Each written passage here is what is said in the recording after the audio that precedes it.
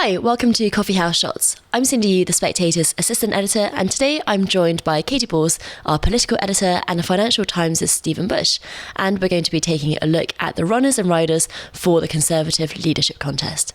Now, Katie, the race has begun. We have 6 candidates in the race, and typically in Tory leadership contests, I think it's fair to say we have a right-wing camp and a more of a centrist, moderate One Nation camp. So let's start with the moderate One Nation camp first. Who are the names to watch for there? So it's about at the moment which pool of MPs you're getting in your corner to get to the final 2 that go to the membership, which is why I think it is particularly important who is in the One Nation camp, who's to the right. Once you get to the membership, you can argue, judging on membership polling, past votes, that we might be talking more about those on the right. But, could we have some surprises as MPs are whittling them down? And I think that when it comes to that pool of MPs in the party, you will have Tom Tugendhat very much pitching himself as the One Nation candidate, former security minister. He also went for the leadership previously, and he is a member of the One Nation caucus. So I think on paper, he is the closest aligned to the centre-left of the Tory party. He, of course, is trying to dispel that a little bit to get wider support. We can debate what exactly he said on the ECHR, but there is a point where he was at least flirting with the idea of going if you really needed to leave the ECHR, which is pretty much what the Rishi Sunak position is. It's not quite saying you will leave it. And also talking tough on China, which is something he's done a lot. But one of the problems he has is when he last went for the leadership, he also pitched himself as the One Nation candidate. He got lots of One Nation votes. But all these MPs really were trying to get most of the candidates someone who could stop Liz Truss. What did Tom Tugendhat do as the race went on? He endorsed Liz Truss. And I think that memory is quite fresh for some who you might think are his typical supporters. So there's polling suggesting that he does okay with the membership and he can appeal to One Nation, but he has a little bit of baggage that he wouldn't have had a few years ago. And of course, he served in Liz Truss's government. That means James Cleverly, who I think is probably the main competition for that One Nation group, is, I was speaking to an MP last night and they were saying, it's actually quite strange that James Cleverly is picking up some of your natural Tom Tugendhat supporters, even though he served under Liz Truss. So not all of this, but I think there's a slight thing of, do they think they know where they stand with you? Is it more about you or the person? I think James Cleverly is seen as a unifier. That's ultimately his pitch, but someone who served under Boris Johnson, served under Rishi Sunak, served under Liz Truss, and also took a demotion, I think you could call it, when David Cameron became Foreign Secretary. James Cleverly took it onto the chin and went to the Home Office where he was told to go. Now, there were politicians in the cabinet who explicitly said they did not want the Home Secretary job at that point because it was, of course, a bit of a hospital pass, the Rwanda scheme. So it might hurt James Cleverly with the membership that he was in the Home Office. That was when his Con Home rating sunk, I think, from the Foreign Office days. But amongst MPs, it means he is seen as a team player and that is helping him. And then finally, there's a question of, where does Kemi Badenoch sit? Now, she's talked about as the front runner, the bookies' favourite, though today I got an email saying Robert Jenrick might be the bookies' favourite. Oh. But I think it's always a bit simplistic when people say Kemi Badenoch is on the right of the party.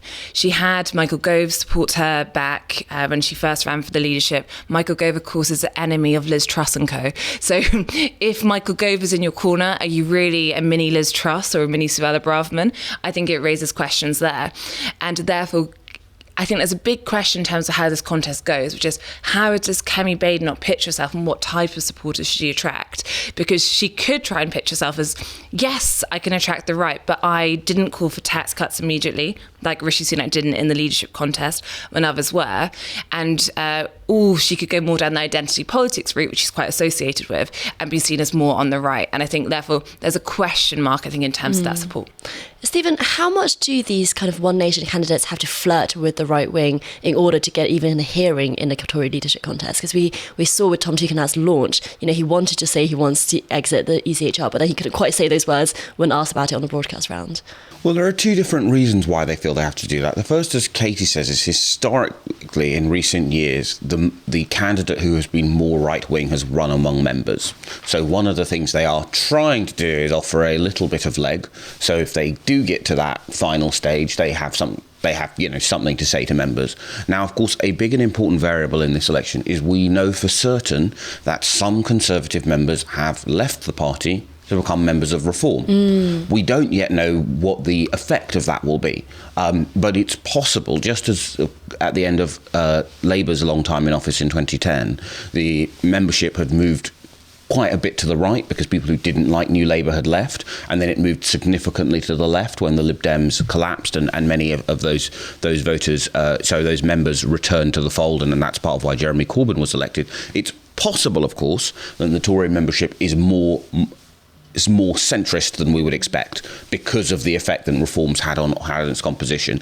But the other dynamic is, if you are one of the candidates who's in that moderate lane, right, you know that even if you can get one vote, ultimately there are only 121 votes, broadly speaking, probably, assuming that Rishi Sunak and some of the whips won't vote, broadly speaking, if you can get one person on the right of the party to vote for you because you've shown a bit of leg, and that is the difference between you finishing ahead or behind James Cleverly, or ahead or behind of Mel Stride, then you are suddenly in a much stronger position.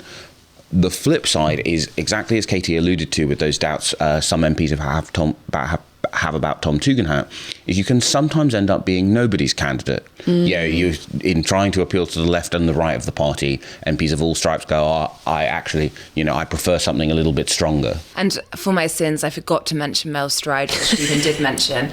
He is also in the One Nation wing. I think I was slightly surprised when he stood. He does have MP support. I just struggle at the moment to see him getting to the final two. But his job is to effectively say, I'm sensible. Yes, I'm not that exciting, but I can do things like welfare reform, and I'm palatable to all parts of the party. Yeah. And I promise you, I'm not a mini Rishi Sunak. Sorry to interrupt the show, but if you enjoy what we do here at Spectator TV, then why not subscribe to the magazine as well? If you subscribe today, you get 12 weeks for just £12, plus a free £20 John Lewis and Waitrose gift card. You can sign up at spectator.co.uk/TV offer. I think the interesting thing about Mel Stride's candidacy, it's a good reminder of the ways that this is also a bit about personalities. If you look at the people who are supporting him publicly, and indeed talk to people who are supporting him privately, they tend to be men on the left of the party who were first elected in 2010. Now, that very large 2010 Conservative intake, obviously rather smaller now, has never led the party. Right, he has always only had Secretary of State roles, and I think there's an element for some of his supporters of, it's our turn. We skipped a generation. We skipped a generation. Time for the 2010. Time for the men of 2010. We skipped to Rishi, and that was a disaster. He couldn't beat Liz Truss. And there was it wasn't obviously the bigger problems for Boris Johnson were Partygate, how he handled the allegations against Chris Pincher. But a small thing that did do some damage to Boris Johnson's standing was the perception among men in the 2010 intake that they were always going to be passed over, either for women in the 2010 intake or men from a younger, shinier intake.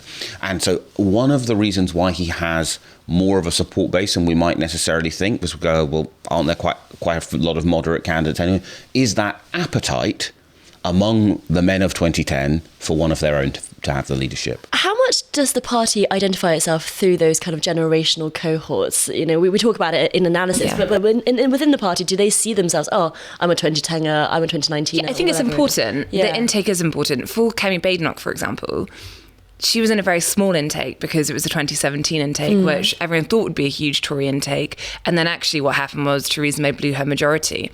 And it means the 2017 intake is very tight-knit. Okay. It's basically all Kemi Badenoch backers. They are very loyal to Kemi Badenoch. One of them, Alex Burkhardt, is actually running her campaign. Julia Lopez is out there speaking a lot for her. And it means, I think, often those MPs who are a bit the loneliest are those who come in on by-elections. Now, Robert Jenrick, who we'll come on to, candidate on the right, is a by-election candidate.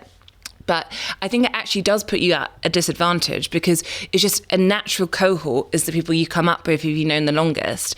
So it's not the be-all and end-all, but it certainly gives you a base. And if you have used it well, it potentially gives you a good platform for your leadership. To give you an idea of one of the reasons why it matters is at the moment, Labour MPs are jostling for rooms in Parliament, right? Because obviously there are loads of them, they're all new. And you have people who, maybe they were the next door seat, or they're someone who they spoke to on their first day, right? In that respect, it is exactly like a campus university where you can have some some very powerful political friendships which form solely because you meet, you get on, you realise you wouldn't mind sharing an office with them, and then you fast forward 10 years later and you're Tony Blair and Gordon Brown, and so it is very hard, as Katie says, if you're in a small intake, or indeed let alone if you're in a by-election intake, to come into those existing friendships and be as successful. So Katie, let's talk about those Robert Jenrick and Priti Patel, more of the right-wing candidates. Yes, so ultimately, Robert Jenrick almost fitting where we thought Suella Braverman might be. And she's a notable absence. Suella Braverman ultimately... she said she had 10 nominations. We're not really sure whether they existed or not. They may have done, but effectively, I think it was quite clear, even if she could get 10, she would struggle to progress much further in the contest. And lots of people I think she blamed the fact the party's not willing to hear her ideas. Probably at least 50% of the blame is Robert Jenrick, her former junior minister in the Home Office, who has just taken her base. He has Danny Kruger, who was a Suella Braverman, big supporter, running his campaign. He has Suella Braverman's former special advisor and others working on his campaign. So if there is going to be a candidate that represents very much the right of the Tory party, the 5 families, as Mark Francois called them, of the Tory right, whether it's the New Conservatives, very much depleted. I think there's one left after this election. The ERG, European Research Group and others. Robert Jenrick is now that candidate. Then you have Priti Patel, who I think is seen as a candidate at the right, a bit like Kemi Badenoch is, but I think probably has pretty good links with the ERG and others. She voted against the Windsor framework under Rishi Sunak, which means I think she'll have some Brexiteer credentials with those who are left. I think Priti Patel, though, she's more of a unifier in terms of MP perception than Robert Jenrick, because despite the Windsor Framework vote, she, in I think the past year, has been more helpful to the Rishi Sunak team than some of the others, perhaps some even in the cabinet. She has been saying, well, we have to unite and so forth. She gets on well with Boris Johnson and his supporters, and she now gets on with Liz Truss, even though I think they had some friction previously. So she is pitching as a candidate on the right who can almost be this... more experienced face who can bring people together. And I think Robert Jenrick is very much, of the candidates who have made the final 6, the one that probably the one nation that would struggle with the most. Now, he was trying to say, I have right-wing policies on immigration, but actually they're in line with the general public, so don't try and depict me. And I am more softly spoken and Cameron-esque in my delivery than some of the right-wing women. Though he wouldn't say it exactly like that in the campaign. So trying to say yes to the right, but actually a way of pitching that way. But I think in terms of MPs, probably Jenrick is seen as, of the 6 candidates, the one which is most to the right, and then Priti Patel and Kemi Badenoch is more, they're trying to say right, but can also appeal to the centre. Stephen, what would your money be on in terms of who would make it to the final 2, and then from that, who might win in a member stage? Well, I think among the member stage it is a bit of a fool's errand, just because we know that there's quite a big change in the composition and of the membership. And so many months. Too many months. And because I suppose final 4 is the first thing. Exactly.